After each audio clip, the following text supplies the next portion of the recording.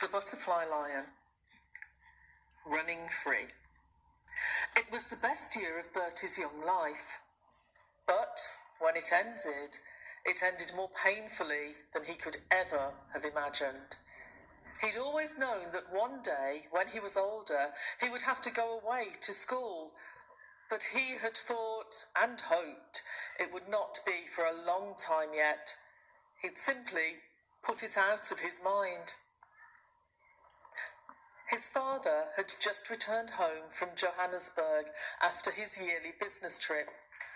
He broke the news at supper that first evening. Bertie knew there was something in the wind. His mother had been sad again in recent days.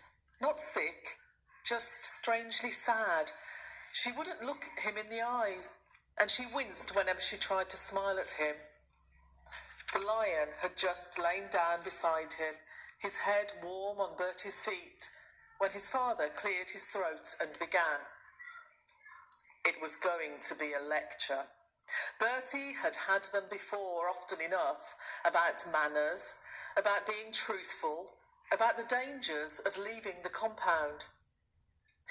"You'll soon be 8, Bertie," he said, "and your mother and I have been doing some thinking. A boy needs a proper education, a good school. Well, we found just the right place for you, a school near Salisbury in England. Your Uncle George and Aunt Melanie live nearby and have promised to look after you in the holidays and to visit you from time to time.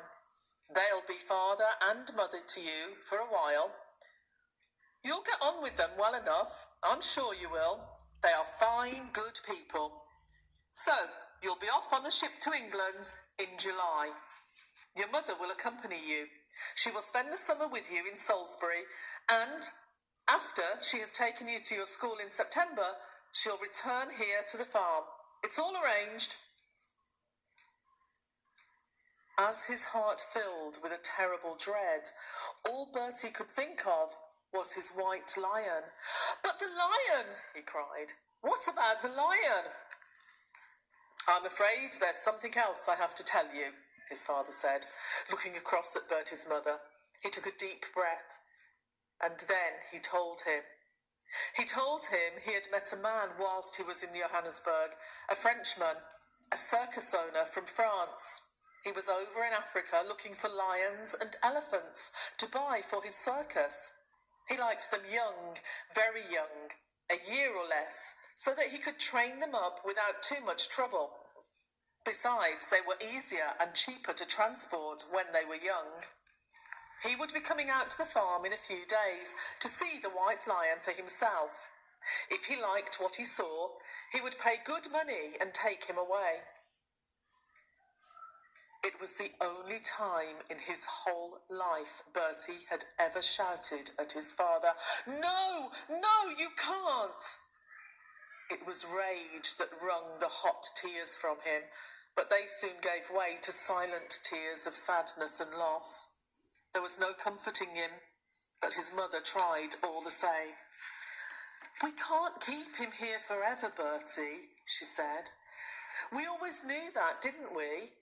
And you've seen how he stands by the fence, gazing out into the veldt. You've seen him pacing up and down. But we can't just let him out. He'd be all on his own, no mother to protect him. He couldn't cope. He'd be dead in weeks. You know he would." "But you can't send him to a circus. You can't," said Bertie. "He'll be shut up behind bars. I promised him he never would be. And they'll point at him. They'll laugh at him. He'd rather die. Any animal would." But he knew, as he looked across the table at them, that it was hopeless, that their minds were quite made up. For Bertie, the betrayal was total. That night, he made up his mind what had to be done. He waited until he heard his father's deep breathing next door.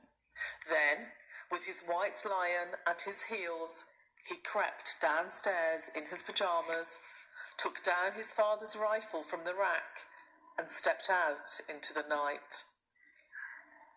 The compound gate yawned open noisily when he pushed it, but then they were out and running free. Bertie had no thought of the dangers around him, only that he must get as far from home as he could before he did it. The lion padded along beside him, stopping every now and again to sniff the air. A clump of trees became a herd of elephants wandering towards them out of the dawn. Bertie ran for it. He knew how elephants hated lions. He ran and ran till his legs could run no more. As the sun came up over the veldt, he climbed to the top of a coppice and sat down, his arm round the lion's neck. The time had come. "Be wild now," he whispered. "You've got to be wild. Don't come home. Don't ever come home. They'll put you behind bars. You hear what I'm saying? All my life I'll think of you. I promise I will. I won't ever forget you." And he buried his head in the lion's neck and heard the greeting groan from deep inside him. He stood up.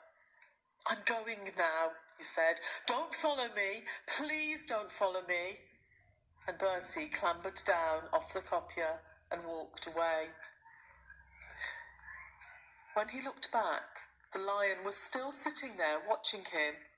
But then he stood up, yawned, stretched, licked his lips, and sprang down after him. Bertie shouted at him, but he kept coming. He threw sticks, he threw stones. Nothing worked. The lion would stop, but then, as soon as Bertie walked on, he simply followed at a safe distance. "Go back," Bertie yelled. "You stupid, stupid lion. I hate you, I hate you. Go back." But the lion kept loping after him, whatever he did, whatever he said. There was only one thing for it. He didn't want to do it, but he had to. With tears filling his eyes and his mouth, he lifted the rifle to his shoulder and fired over the lion's head. At once the lion turned tail and scampered away through the veldt. Bertie fired again. He watched till he could see him no more and then turned for home. He knew he'd have to face what was coming to him. Maybe his father would strap him. He'd threatened it often enough, but Bertie didn't mind. His lion would have his chance for freedom. Maybe not much of one.